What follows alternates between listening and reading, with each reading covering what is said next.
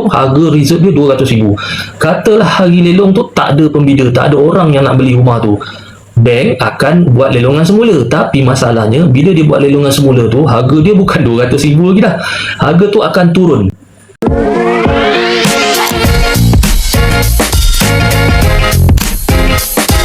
Bila harga tu turun, biasanya dia akan turun 10%. Jadi kalau daripada RM200,000, dia akan turun RM20,000. Bermakna owner dah rugi RM20,000 kat situ.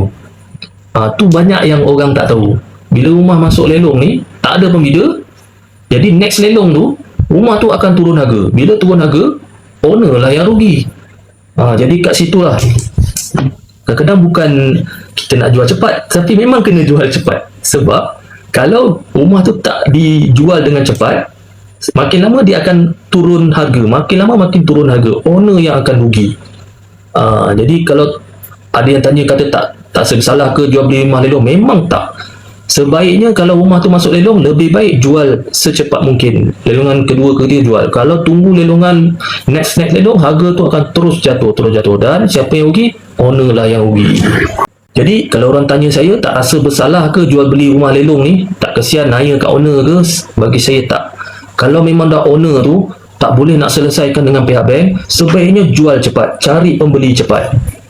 Lagi lama, lagi lambat, lagi rumah tu akan turun harga dan owner yang akan rugi. Kalau andai kata rumah tu dapat cepat ataupun contohlah, kalau sebagai ejen lah, bila ada rumah lelong ni kita advertise kan, jadi ada ramai pula pembida yang berminat. Jadi rumah tu automatik bila dalam masuk lelongan, bila ramai pembida, contoh reserve price tu dia set pada harga RM200,000. Jadi bila ramai yang masuk lelong tu, dah tentulah diorang akan bidding. Bila bidding, harga tu akan naik. Jadi dari RM200,000, kadang-kadang pengalaman kita dia akan naik, tengoklah. Bila dah ramai, dia akan tengoklah pada berapa harga maksimum yang pergi. Contoh mungkin akan pergi RM220,000, RM230,000, RM250,000. Jadi semakin tinggi bidding, bank walaupun jual tinggi, bank hanya ambil berapa je yang owner tu hutang dengan dia. So apa-apa duit lebihan, kita panggil surplus kan, apa-apa duit lebihan daripada lelongan tu akan dapat balik kepada pihak owner. Jadi siapa yang untung kat situ? Owner juga yang untung. Jadi kalau korang tanya, tak rasa bersalah ke jual rumah lelong? Tak naya kat owner ke? Sebenarnya tak kan. Dia masalah kalau tak jual lagi naya kat owner, sebab harga rumah tu turun, dia makin rugi.